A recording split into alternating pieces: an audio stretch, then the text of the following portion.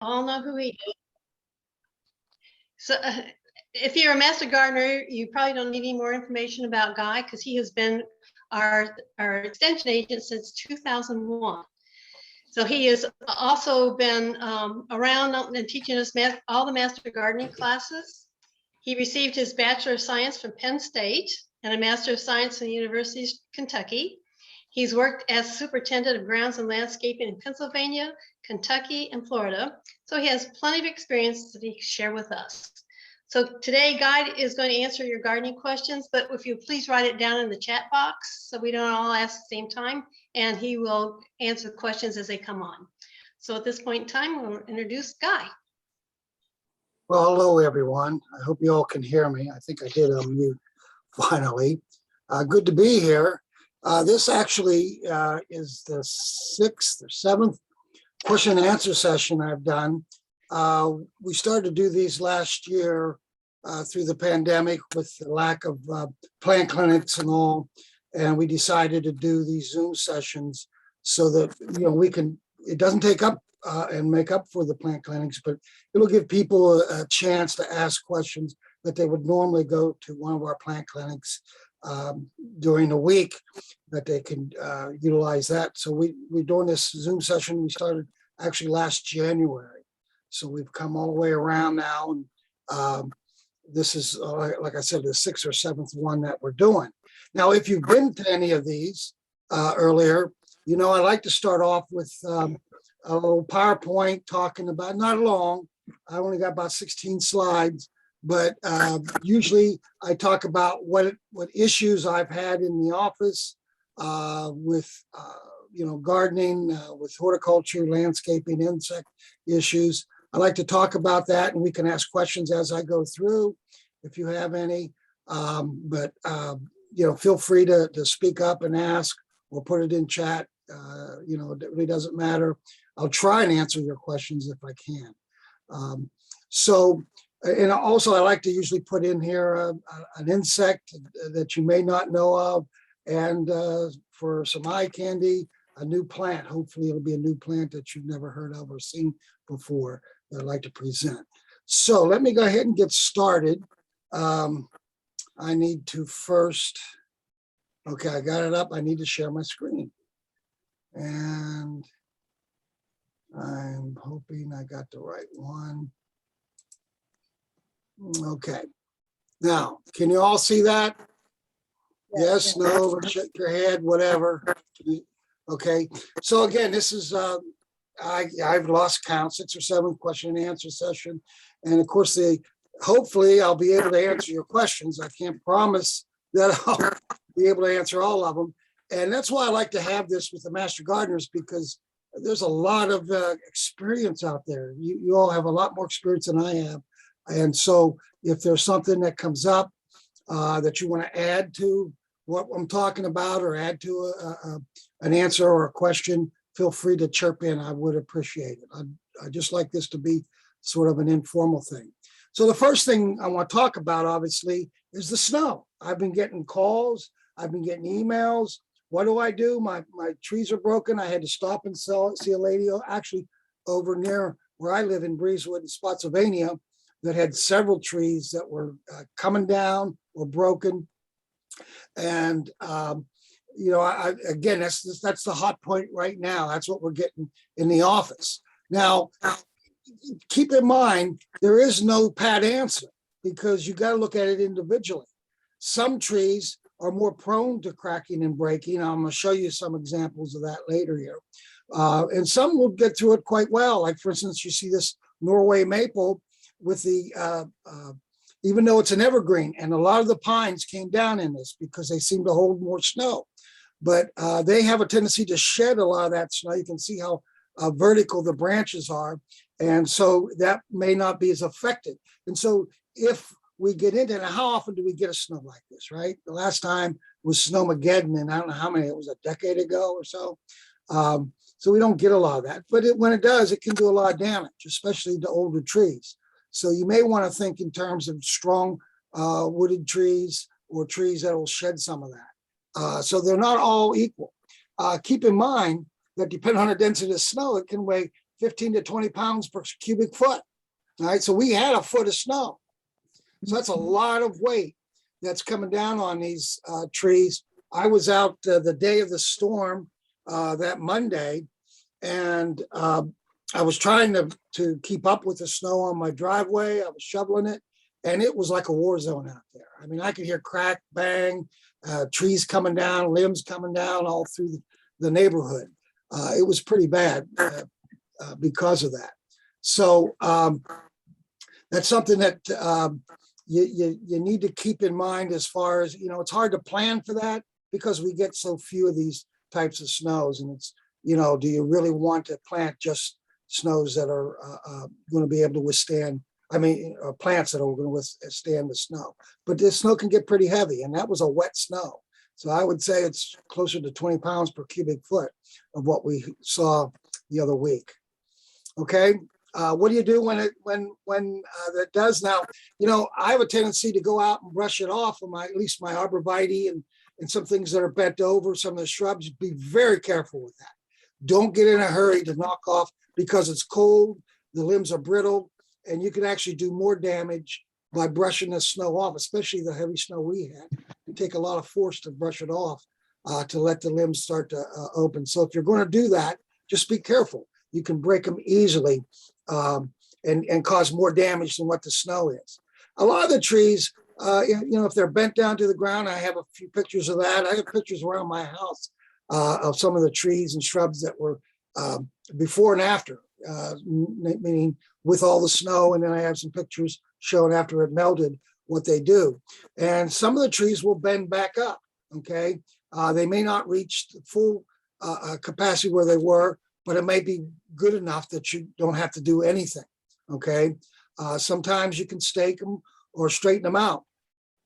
If they're a big tree and they're starting to come out of the ground, probably not a good idea. If they're starting to uproot, it's going to take a lot of, you're going to have heavy equipment in there trying to save the tree, pull it back up, and chances of it surviving are very slim.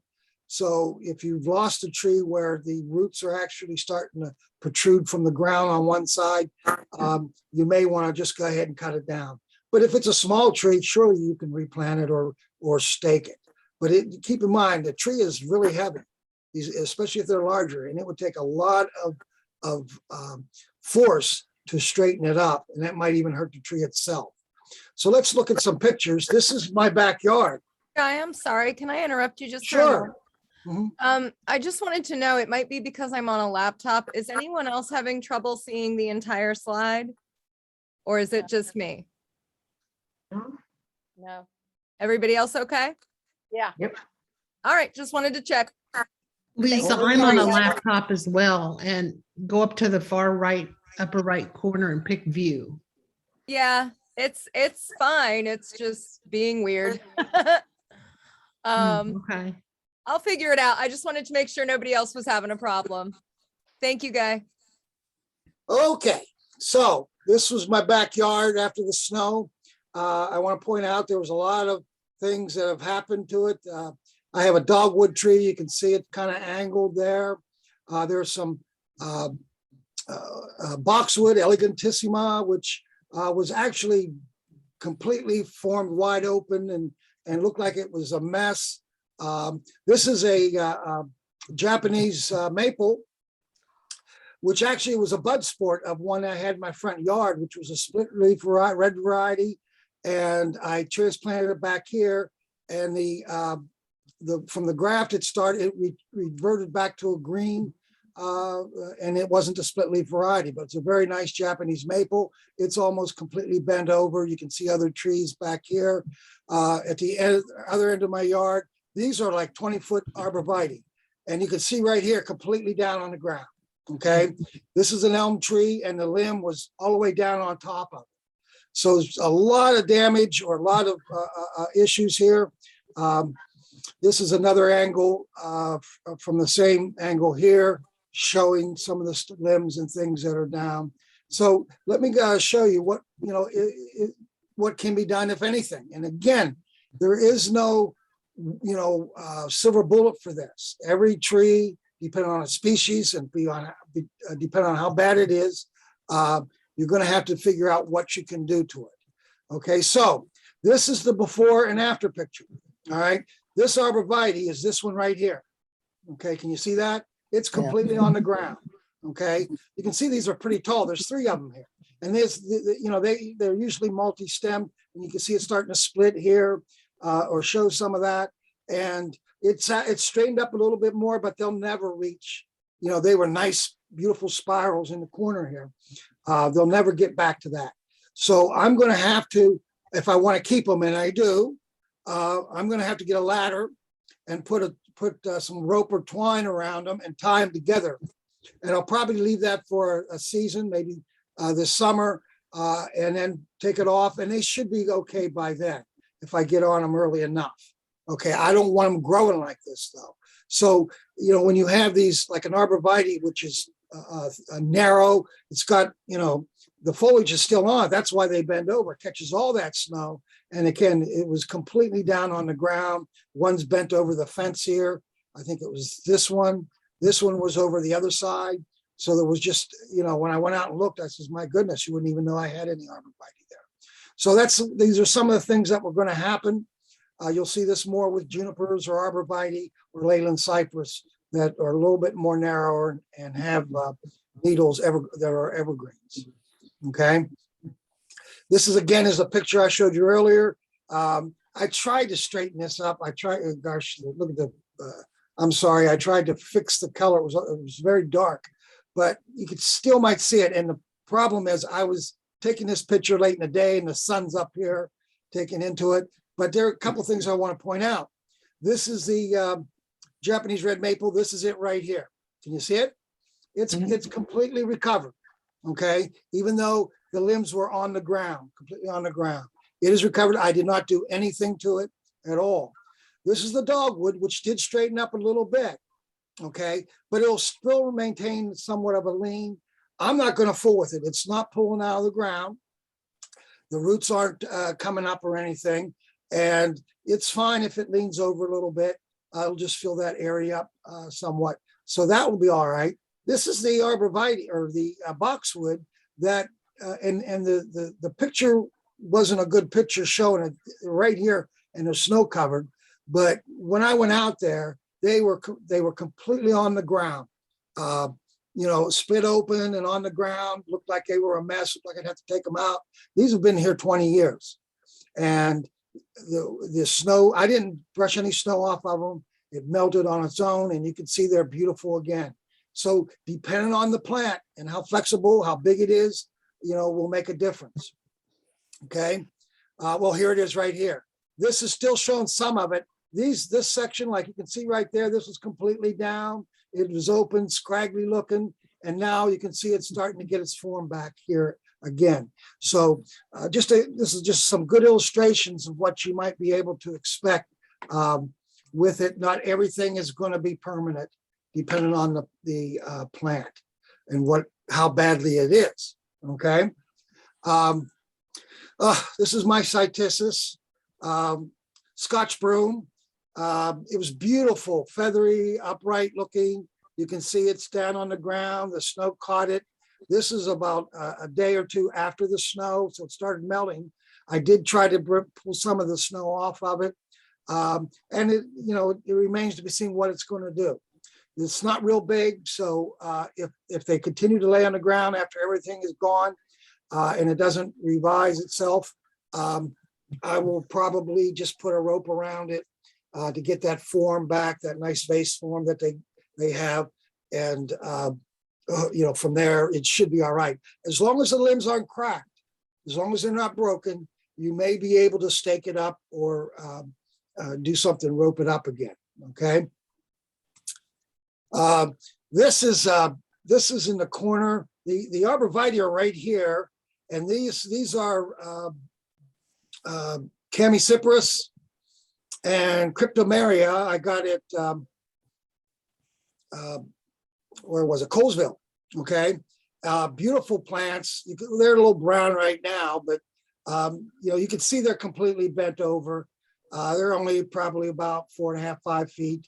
There's going to be nothing. I will straighten these out. I'll probably put a stake behind them, tie them up, back up, And like I said, make sure if you do that, that you take the guide wires off, or the rope or the twine, whatever you're using, take it off after the first growing season, because you don't want it to be pinching or girdling the tree.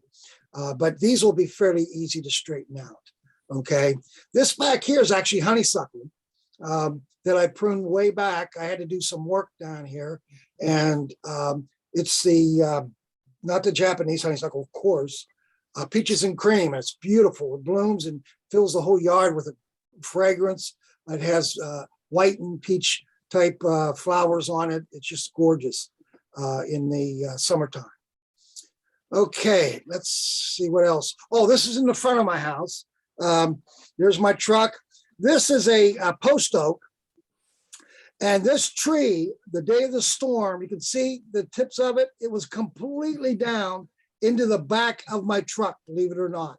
The snow was covering the tips. I took the snow off. It bent up to about this level here. It did bend up pretty quick, and now it's actually starting to bend up. Now, it was never straight to begin with because of this southern red oak that I have right here.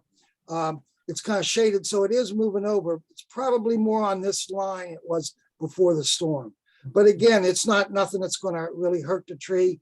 I'd like to see this spring if it does start to straighten itself out even a little more. But it's hard to believe how resilient these trees can be.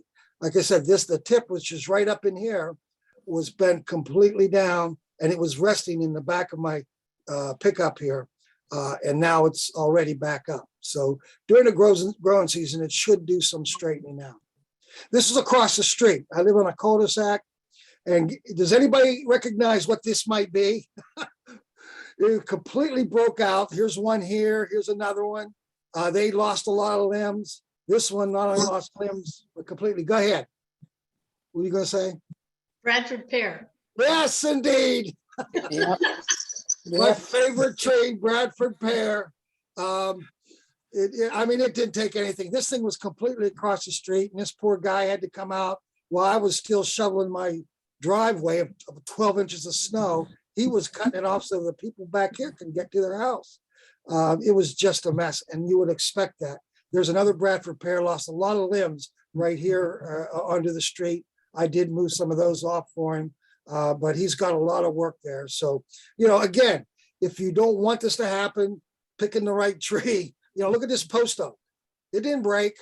You don't see it in this kind of state that we have across the street, and it's starting to upright itself already.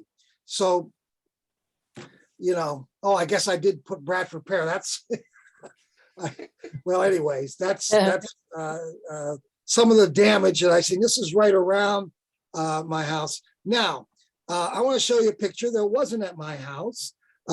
Kathy, do you recognize this? Kathy Holiday. She just sent me this. Okay. Yes. Indeed, right. She sent me these pictures just the other day or yesterday, I think it was. I want to know what can she do? This is a cherry. I don't know, is it a weep? Doesn't look like a weeping cherry from here, but No, it's not. okay. And you can see it's got the broken out branches here and there. And I think you asked the question, how can I reshape it? If at all. And reshaping, really, you're losing some major scaffold branches here for this tree. The best thing to do is just to prune them out. Just to remind you, many of you have been through my pruning class. About keeping the branch collar intact when you prune. And so here's the bark ridge, and the collar ends right about here. That's where you would make your cut. Up here, it would probably be down here, or you might have to take it off. And the thing is, when I teach pruning, you go in, you prune out what the broken stuff, then you see what's alive. Step back and look at it. Okay. There's not a whole lot of shaping to do on here. There's not a lot you can do. You've lost some fairly large limbs on this tree for the size of the tree. And if you try to shape it, you're not going to have much left. Okay. So the best thing to do is just to take out the damage at this point, and wait till spring and see how it looks. If it's too bad, and I wouldn't do much more cutting on it, You might want to make one final cut down here at the base and replant it. But, it all depends on what it looks like and how much you want to keep that tree. But the only thing at this point you can do is prune out the damaged, okay, that I can see. Does that answer your question, Kathy? Yes, it does. Thank you. All right. Let's see. Oh, this is a really neat plant. This was on the ground.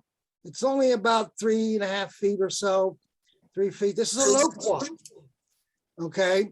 Loquat, which is considered subtropical. All right. It's native to Japan and China, the base of the Himalayas. It grows at the base of the Himalayas. And it was given to me by Michael, one of our agents, and it was in a pot. It was probably about 6 inches. I grew it here in the office at the window, took it home and planted it this fall. And you can see it's grown quite a bit already. But I like to experiment with plants. Yeah, it's not supposed to handle the cold, but I'm telling you, this is after the storm. This is after the snow has melted. This thing, again, was completely on the ground. I knocked the snow off. I'll probably have to stake it to get it upright, but the leaves are still intact and green. All right. If you read anything, it's got a great fruit that is very edible. I understand it's delicious. It will grow here, but it probably won't flower or set fruit. As you can see right here, zone 8 to 10, we're 7A. Okay. So it'll survive temperatures as low as 10 to 15 degrees. We've had some cold weather here this year, but we haven't gotten below 10. The tree itself will sustain those temperatures, but any buds on them, flower buds or anything that were formed the previous year will be frozen off. So I won't get any flowers or fruit on it. But in itself, it's got beautiful, shiny, large leaves to it, have these little teeth on them. Absolutely, I think a beautiful ornamental. So that's what I'm trying to grow it for, as an ornamental, and see how long I can get it. Of course, as you all know, I do experiment with plants. I've got bananas growing and palms and my brugmansia even growing, so which are all tropical. So this is just another plant to add to that. Again, it saw the storm and it's gotten through the storm. If it gets down into the teens, into the single digits, I might lose it. Maybe not the roots though. Maybe it'll come back. I don't know. But so far it's surviving even through this bad storm. Okay, that's all I have for the, whoops, let me go back. That's all I have for the storm damage. Are there any questions on that, or does anybody want to ask me anything? Well, I was wondering, I don't think of the cherry tree as being all that brittle. I guess I'm wrong. Well, no, not necessarily. I mean, non-brittle trees lost their limbs as well. Well, that's true. The ones that are brittle are really bad, but there are maples and things that are broken. It's not, it's not as strong as an oak, but certainly not a Bradford pear or a catalpa, which has brittle wood. Usually what you'll find is the faster growing the tree, the more brittle the wood would be. So like, for instance, a silver maple, which is pretty fast growing, that's a contractor's tree. They would have a tendency to break out sooner than, say, a sugar maple or something slower growing like an oak or something. So not particular, but again, you've got a foot of snow on that, and you've got what did I say, 15 to 20 pounds per cubic foot of snow. That's a lot of weight on a tree, all the way out on the limb. It can take them out. Okay. We had a loblolly pine that was it was touching the ground. It's about 50 or 60 foot tree. It doesn't have a big crown, but it was totally bent over. Yeah. Touching the ground, and it was really lovely. So my husband winched it up and used another tree nearby, and it's now upright. It's almost like it was sort of a rubber tree. It just strained right up. So that was heartening. That's you're very fortunate. A lot of the trees that we've lost through the storm are pine trees. Only because that with the needles still on them, they hold a lot more snow on them, but bigger snow load. And so I've seen a lot of pines broken off at the base or halfway over that didn't bend. And so you're very fortunate to keep that and that it didn't break off. Guy, we do have some questions in the chat. Okay. Let me see. Ray Mikula is asking how to deal with a split tree branch like the one in the picture behind him. Ray, are you able to show us your picture? Or was your question kind of answered by Kathy's? Well, let me unshare this and I'll share it back. If you take down your share, we'll have all the pictures and then you can see me easily. And Okay. All right, I've got to go over here and look for it now.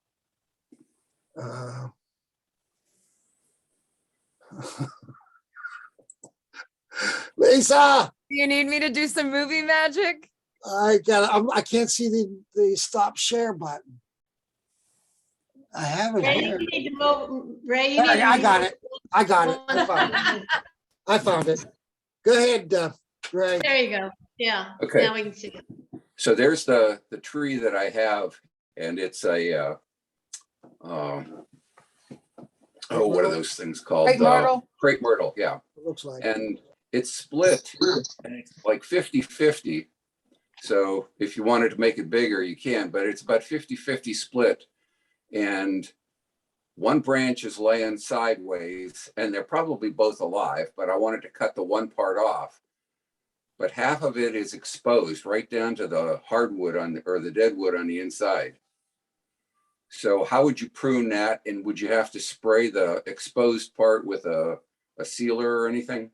Absolutely not. Don't spray it. Obviously, I mean, if it were mine, I'd cut it off right at the base and let something new come up. But you could save that one, the large one that is not leaning over so hard. You're going to get callus material forming on that over time, but it looks like a lot. You've probably got 2/3 of the bark still intact, and it looks like it might survive quite well for you. So it's up to you.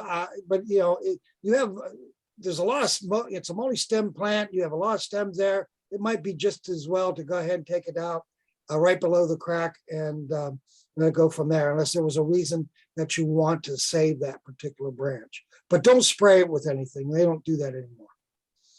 Okay. I didn't know about the inside part. Okay, thanks. No, there's nothing that's not going to really help survival. The tree will be able to form a wound wood and callus material and kind of close that off, but you might get some decay in there as well. Okay. Thank you. Anything else? Lori has a question. She was wondering if you could talk about when some types of damage might begin to show up if it's not showing now. Like what type of damage might we see later in the year from this storm? Well, I mean, if it's broken, it's going to be broken now. You're not going to see that later. And you might actually get better if it's bent over, and it might straighten itself out better by the summer. But the only damage that will show itself in the spring would be cold damage to the leaves, to any evergreen plants that you have. And that has nothing to do with the snow. That would just do with a cold winter. Hollies, broadleaf evergreens like rhododendron or some azaleas, any of those types of plants, magnolia. You might get some damage to the leaves in real cold weather. They will still look green at this point. And when they wake up, if you will, in the spring, you'll start to see some of the damage then, where they'll turn brown and die back. But as far as damage from the storm, I think you got what you have right now, and I don't think there's going to be any surprises in the spring. Okay. Anything else? Does that answer your question, Lori? Okay. There's nothing else in the chat. I had one, for some reason it didn't, this is John. For some reason it didn't I sent it, it's not on it. I have a quick question for Guy. All right, We had autumn army worms that pretty much devastated our tall fescue yes. last year. Is there anything, I know Tech's been trying to deal with it. Is there anything that we can do to try to prevent it from next year?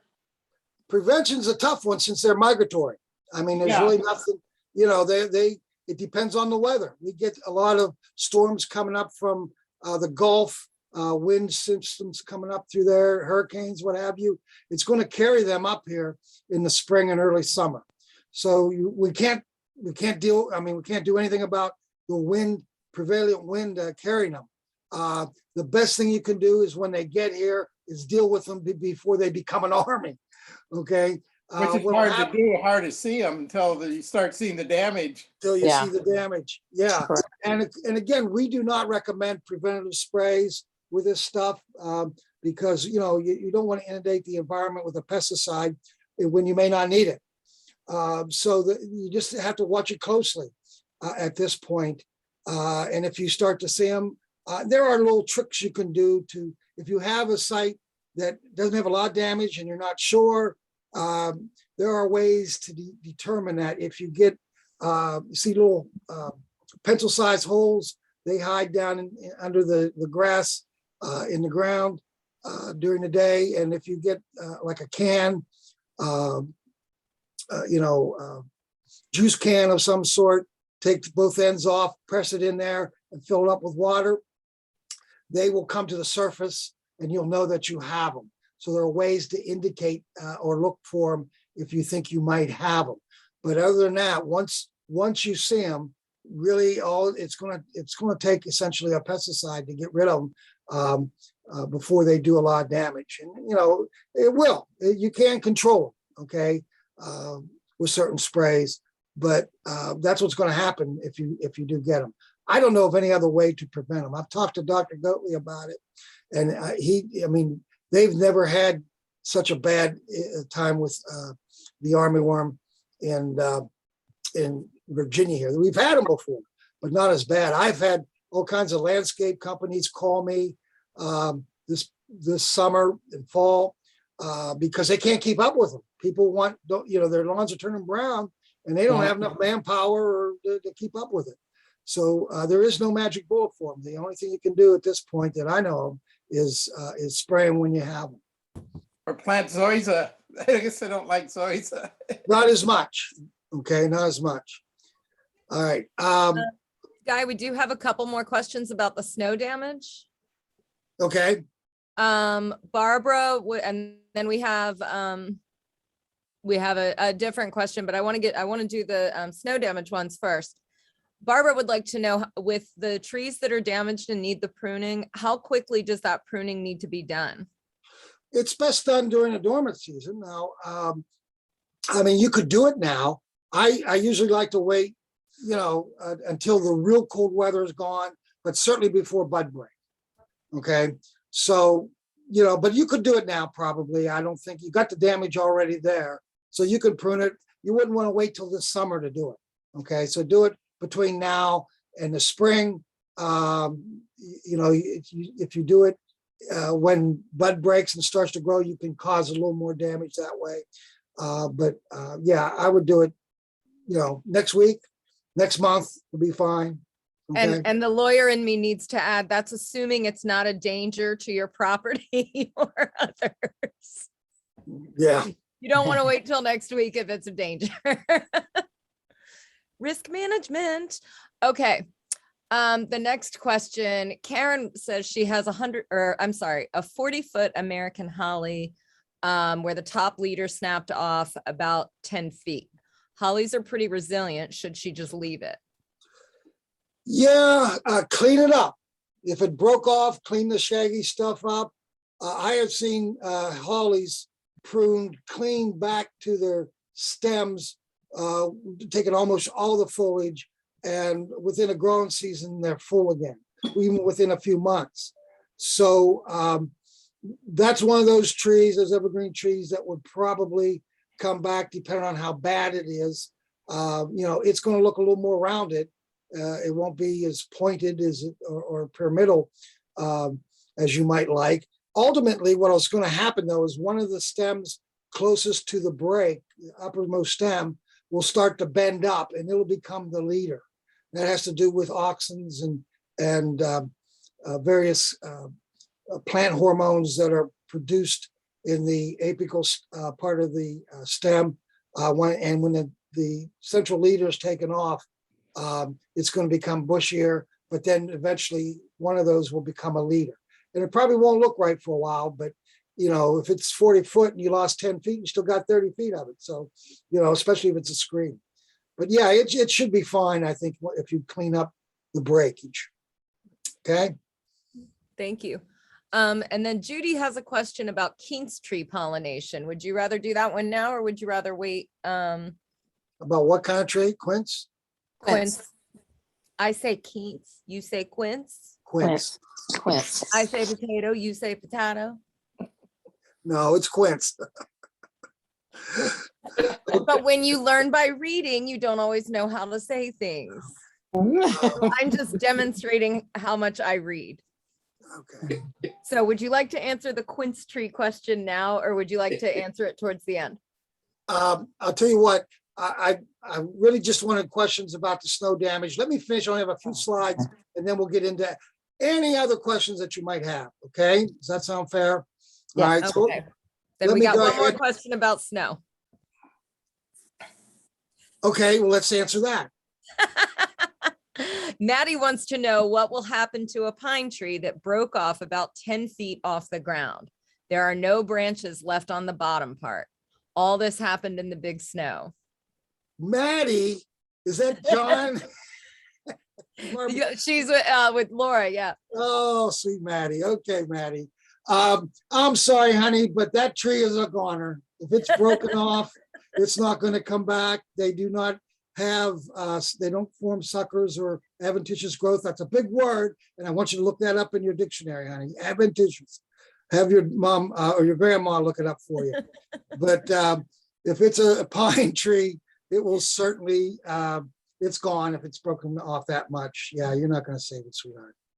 I hope it wasn't a favorite tree of yours.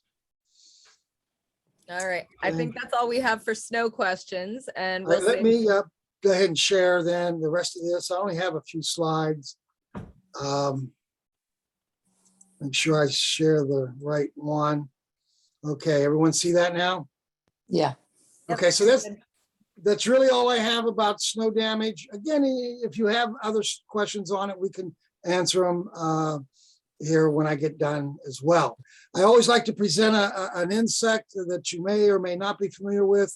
And I really like this next one, which is this is a Dobson fly, okay?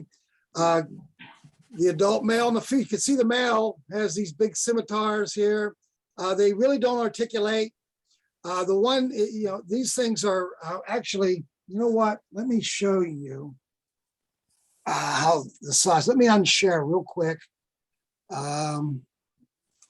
Okay, I got it. Stop share. Okay, can you see me? Yes. All right. Can you see this guy? Yes. Look how big he is.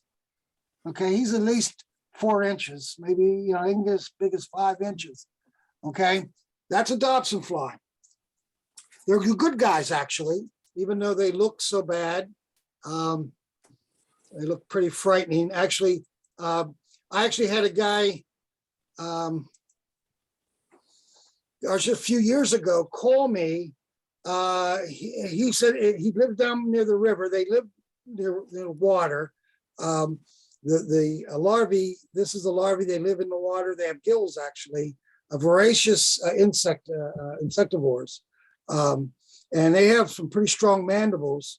But he called me and said that he's got something this insect looks like a praying mantis on steroids. And I had no idea what he's talking about. I said, sir, I can't read your mind. You're going to have to bring it in or take a picture. I can, he said. I said, what do you mean you can't? He says, well, he says, I burn it. I said, what? He poured gas on it, burned it. I said, you idiot. I didn't say that. I thought that. But certainly, these guys are insectivores. You might see them if you live near a stream. They're called helgramites, the larvae. And they'll get about 4 inches themselves, 3 to 4 inches. They eat insects in the water. They're a good indicator of a healthy stream. Okay, so if a stream becomes polluted, you're not going to see these guys in there. Of course, fishermen like them for bait and all. So this is the larvae, and then the adults right here. This is an adult male. They don't bite with these. They actually use them just either to fight other males off, or when they're when they're making love, they use them to grasp with. But they really don't articulate. And I remember at 4-H camp, there was one on the wall of one of the dorms, and I wanted it as a specimen. And I grabbed it around the scruff of its neck, and it tried to bend all the way around and skewer me. It didn't get to me. I got it. But now the female, she doesn't have these big scimitars, but look at those mandibles. That will break skin. That can cause a very painful bite. It's not venomous, but it can bite. So if you see a female out, don't mess with her. She can attack you. What they'll do if they feel threatened is she'll start to raise her jaws up and start to clench them. And that's kind of a warning. So don't mess with me, because you're going to get hurt if you do. But a really neat insect. The interesting thing is these helgramites can live, take their life cycle can go from 1 to 3 years in the water. The adults only last, the males are about only a few days. The females about 14 days. They don't really feed, they mate. And once they lay their eggs, they die. And then most of their life, they're a larvae living in the water. So just a neat insect that you might find around your property, especially if you live near a good, clean, fast-moving stream, you might see these guys. Okay. The next slide is another slide I had that someone just sent this to me yesterday. And I wanted to show you this, a sort of a diagnostic thing. And this is what came in it. This came from the King George Extension Office. Barbara Finks sent this to me. Somebody called in there or sent these to them at the King George, and she forwarded on to me. She says, these are pictures of a money tree that are brought in, and Mrs., and I blanked out her name, wants to know if you can tell her what needs to be done to save this plant. From the appearance of the plant, it looks like some type of fungus.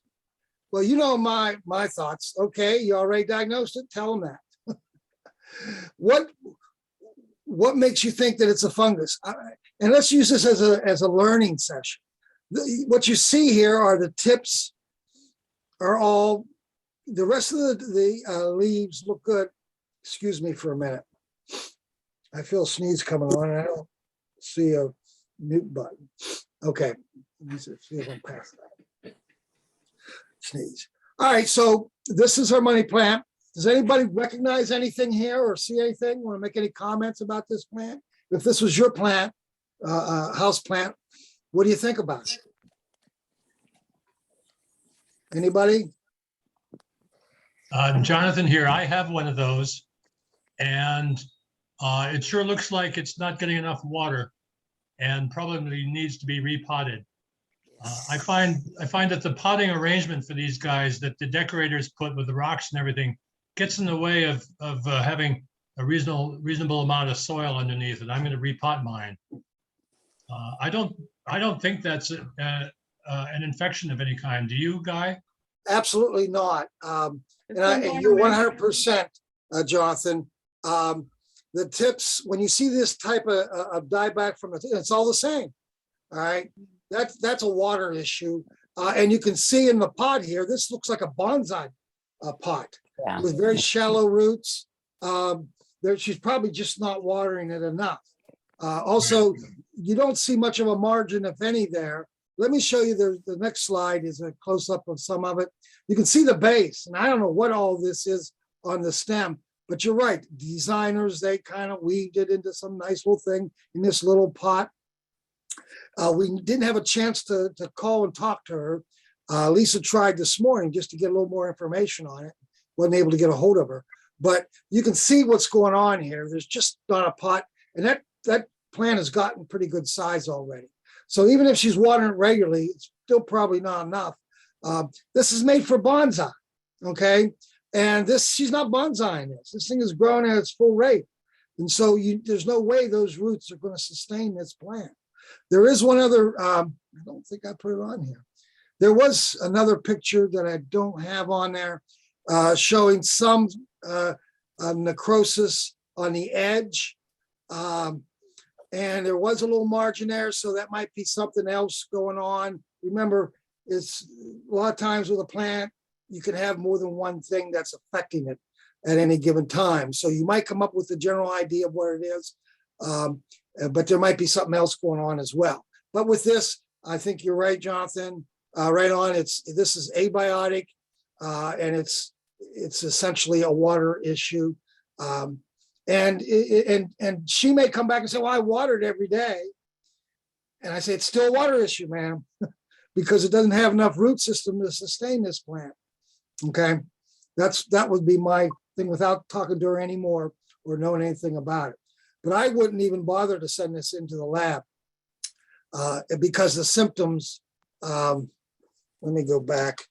You know, you can see it on a lot of the leaves. It's all the same thing. Tip burn. Okay. Just So it's repot it. different. Pardon me? Repot it.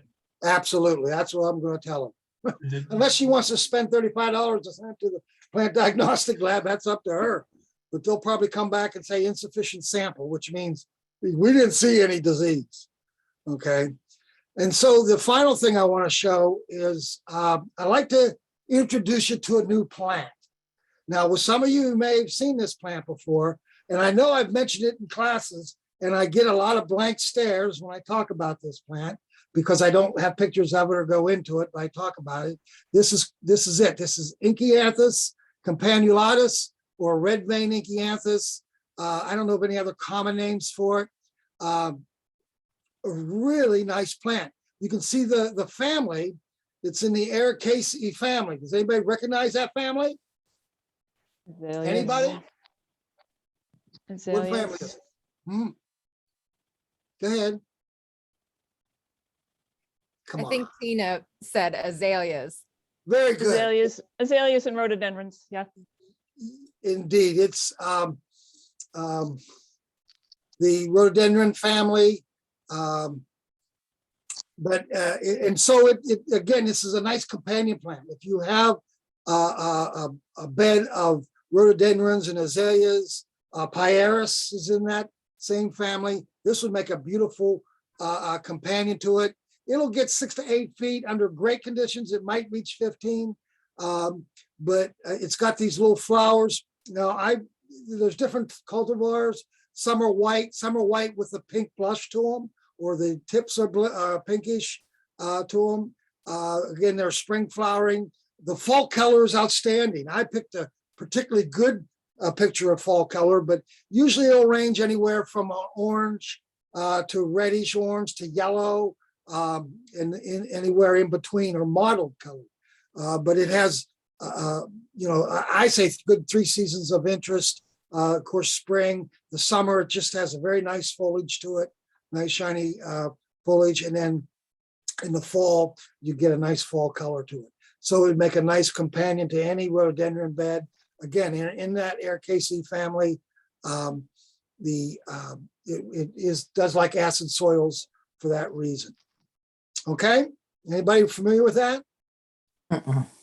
Is that No. new to most all of you? Yeah. It's zone 4 to 7. If you look up the zone 4 to 7, so it'll certainly do well in our area. It likes full sun to part shade. So it probably should be just about problem free. Make a nice addition. Okay, I think that's it. Do I need to unshare? Stop share. All right, is there any other questions that we might want to answer? There was one other question, wasn't there? Yeah, we have a few in the chat, actually. So Judy's question about the quince, she would like to know if a quince tree cross Oh, can a quince tree cross-pollinate with a quince shrub? That is a quince, okay. I guess you're talking about the ornamental quince, as opposed to the quince that you eat. My guess is not, they're different species. Okay. Okay. So my guess is you're not going to get cross-pollination with it. I can't say for sure. Sometimes, nature is a funny thing, and sometimes it will do that. But no, gosh, I'm having a, what is quince? Quince is, it's, oh gosh, I know what it is. I'm trying to look it up for you. I know what it is. I just haven't a single moment. The Kinomales? Chinomales, that's it. I used to know that, but and I remember one of my in-laws used to have, lived in Southeast Pennsylvania, had a quince tree with the nice quince fruits on it. She used to make jelly or jam out of those quince. But the ornamental is a different species, so I don't think that should be an issue at all. Okay. Okay, and then we have a question about the money plant that we were showing everybody. Annette would like to know when it's repotted, should the burnt tips be cut off? I wouldn't mess with them. I just let them fall off. The rest of the leaves looked full. They looked healthy.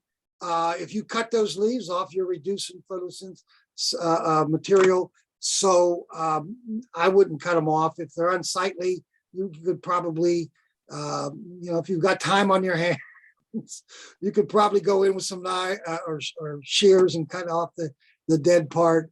But I just let the plant do its thing. If it's a show plant, yeah, you might want to do that. But I don't think it's necessary at all. Right, and Margene was wondering if you've been to Kazi to see the damage. No, I haven't. Neither have I. Has anybody? Is that something you're telling us? Yeah, do you have I anything did you'd like walk to through. share? Yeah, I went through last week sometime. I told people at the board meeting, Guy, that the botanical sign had come down. You may have known that. No. And yeah, the botanical sign, I think that the what were they, 2x4s, they rotted. Anyway, when I went through there one day, it was down, it was gone. And I thought, oh dear, I told Laura and John, but it's back up, and they braced the original posts with something that looks like very substantial posts of 4x6s that are right up against the original red posts. Oh, So it's got substantial sticks on it now. It's going to hold it up. The thing won't fall over in a hurricane, I don't think. Anyway, so the sign's back up. Wow. And there is not too much damage. There are some branches that look like, I think it's the stone pine.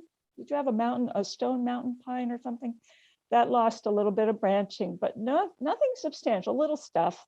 Some things got a little squashed and stuff, but that great big old wretched sycamore is still standing.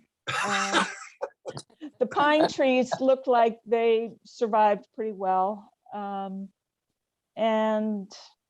the perennial garden, when I walked through, it was still heavily weighted by snow, and it looked like it was in a good position to be raised and started over.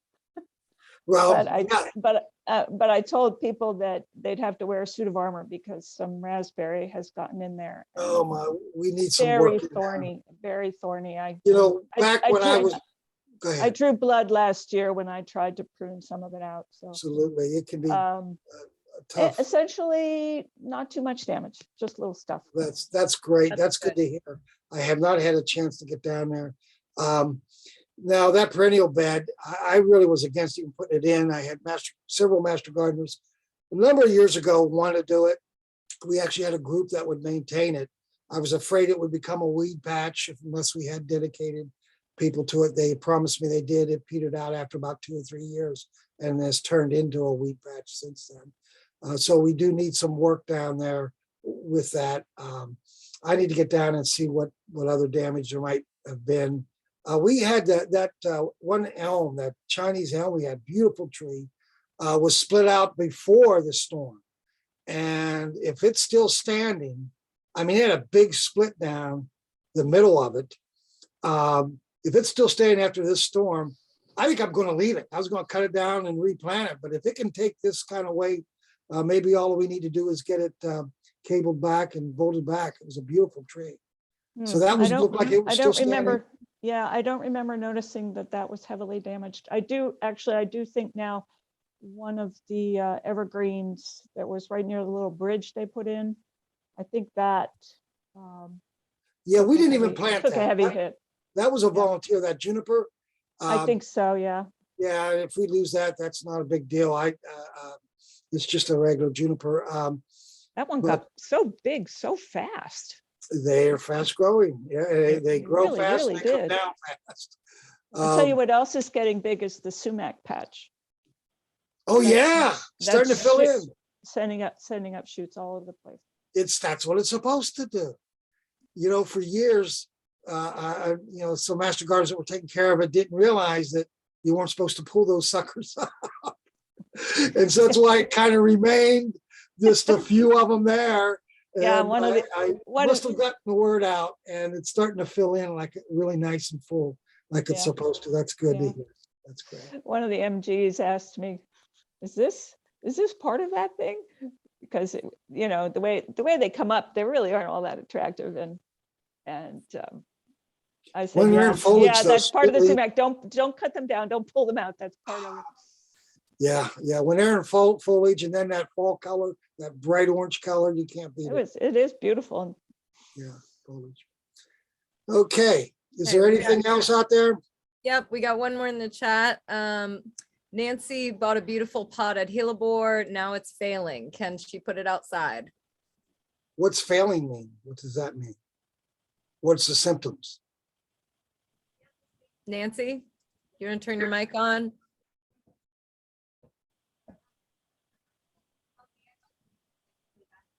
Is she muted? I'm not. Let me see. Turn the volume up. Or you can answer in the chat and I can read She's it. still muted. I can see it on her thing. Okay. I'm not sure what you meant by failing. I mean, that's a loaded word. I mean, is it on the ground? Is it turning brown?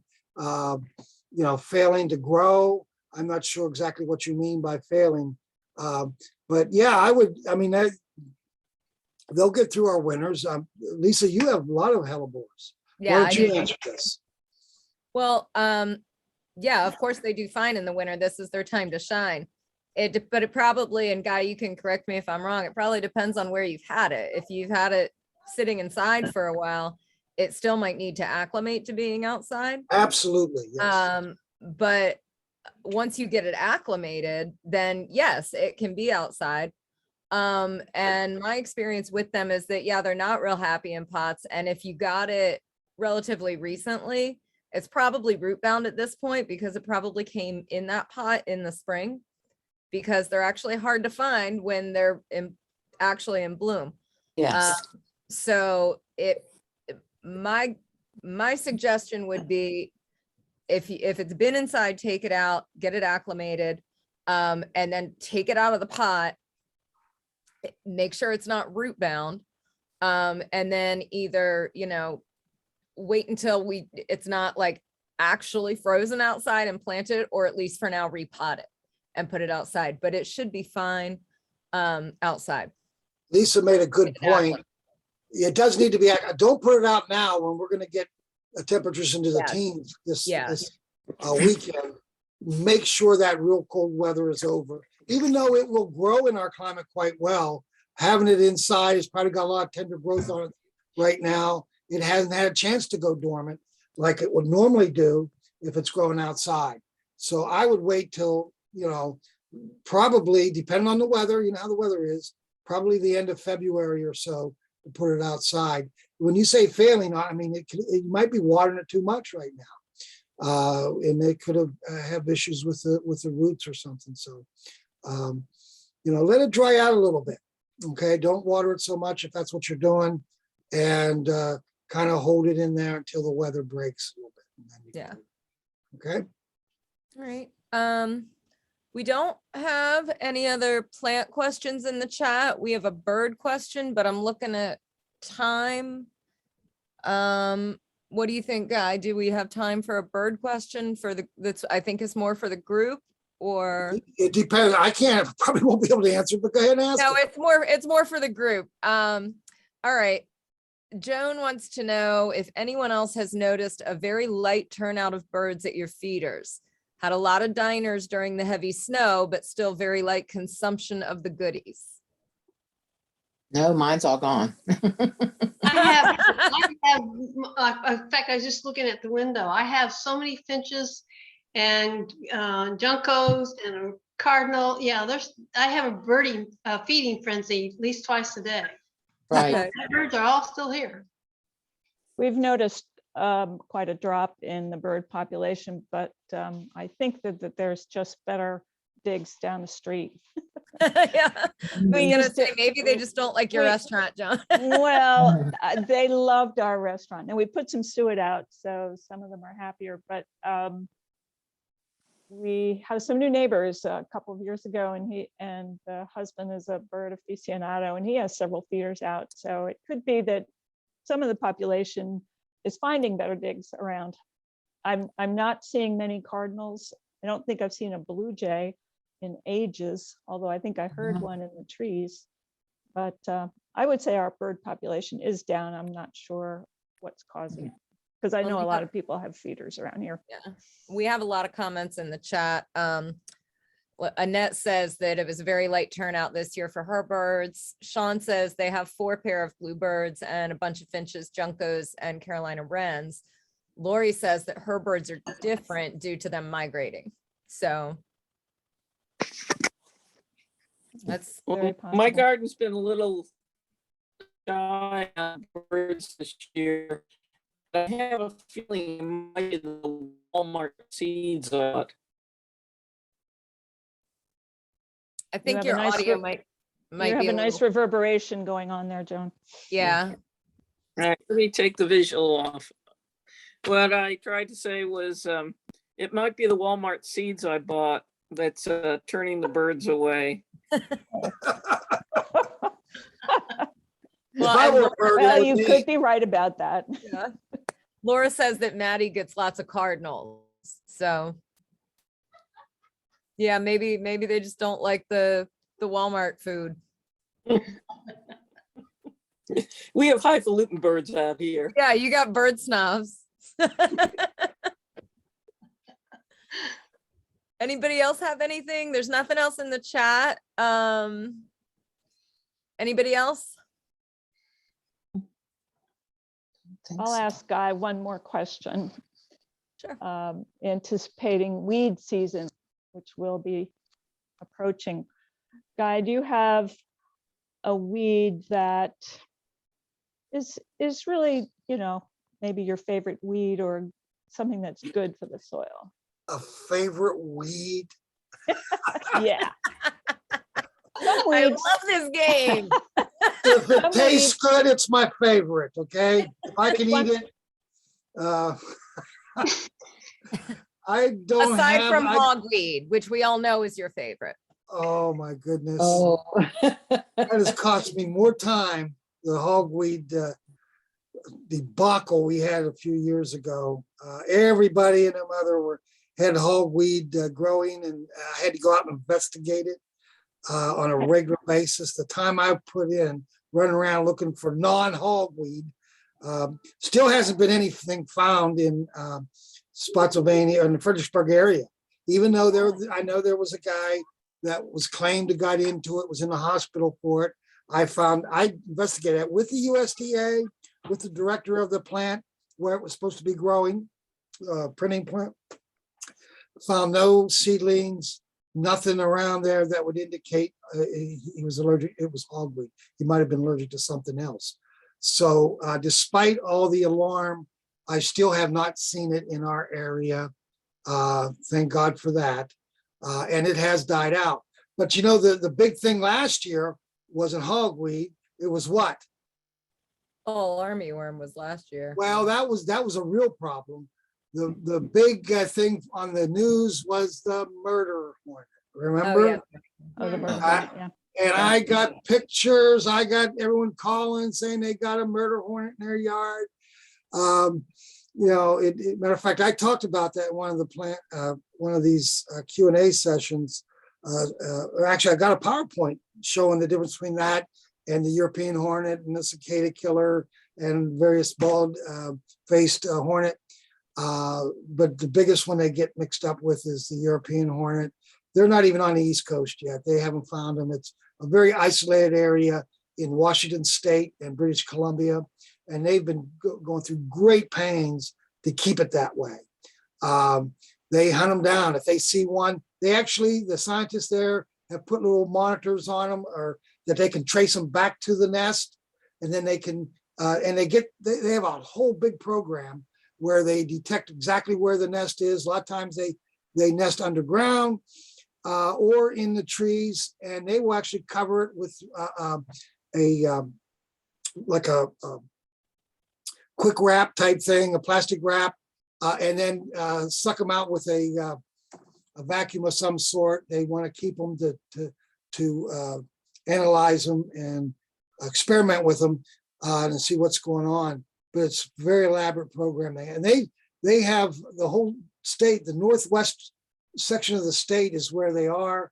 And they know where every, as far as they can tell, they keep track. They give the general public traps so that if they get one, they report it, and then they will put a little radio monitor on it and then send it out to locate. It's really a sophisticated program back there. So my guess is we won't see them in a long time. If you've got a big wasp or hornet and you want to know what it is, send me a picture. But there's a 99 and 44, 100% chance it's probably not the murder hornet or the Asian giant hornet. Okay. But those are some of the things that we've come across. It's not a weed, Tina, but it's certainly a I remember that entomology is really your thing. So. Well, and horticulture, absolutely. Yeah. Like water purslane, right? Who, me? Mm-hmm. Do I? Say so, Lisa. Guy and I have a weed ID competition every once in a while, and the first time I beat him was water purslane, so it's a sore subject for him. Another weed, you were teaching me the difference between nut sedge and I don't know, was it another kind of sedge? Well, there's purple nut sedge, yellow nut sedge. There's galinga, which is very common. Yeah, it's in the sedge family. Well, is there anything you can think of? I know, we all think of clover when we think of things that people consider weeds, but that actually help the soil. Is there anything else you can think of? No, I mean, there's all kinds of, spurge, spotted spurge is always a problem.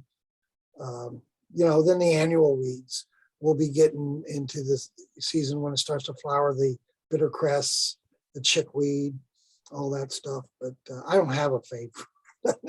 Never looked at weeds as anything to have a favorite about. I like them. Well, Judy would like to know, and let me look at what time it is. This will probably be the last question we're able to take. Judy would like to know, what is the pesticide that you use on the armyworm? I don't have that with me on the top of my head, Judy. I can Okay. certainly get it for you. I'd have to look in the pest management guide Okay. and see what is recommended at this point. Okay, thank you. Judy, they were Sorry. actually, when we were getting all those questions, like, this past year, Virginia Tech was actively working to come up with the appropriate measures.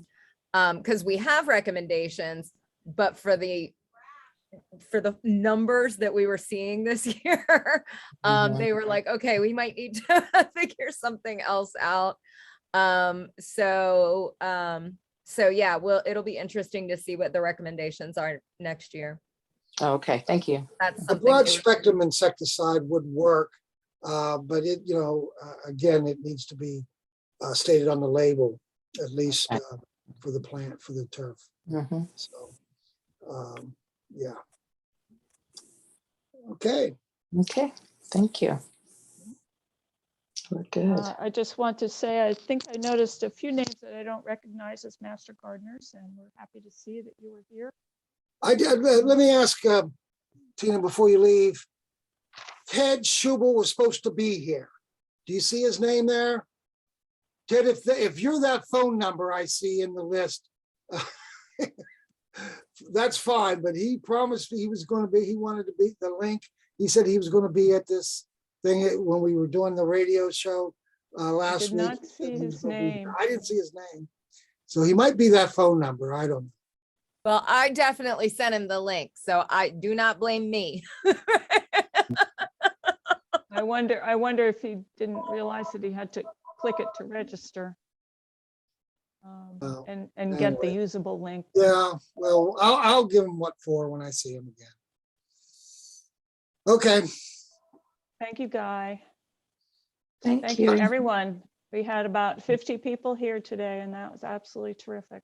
Mhm. I just wanted to add a real quickie that next month, we're going to be hopefully meeting at the library again. There'll be another 1 o'clock meeting. That's February 16th, and Dr. Pat Luss is going to come tell us about seed saving and regenerating. So we'll hope to see you then with as many people with masks. Yes. Yes, we can just hope for an open library too. All right. Right. Thanks, Lisa, for your help. Thank you, Guy. Thank you. Everybody for being Thank you, here. everybody. for Thank attending. you. Thank you. All right. Take See care. you at the seed swap. See you at the seed swap, hopefully. Right. So long. Bye. Bye-bye.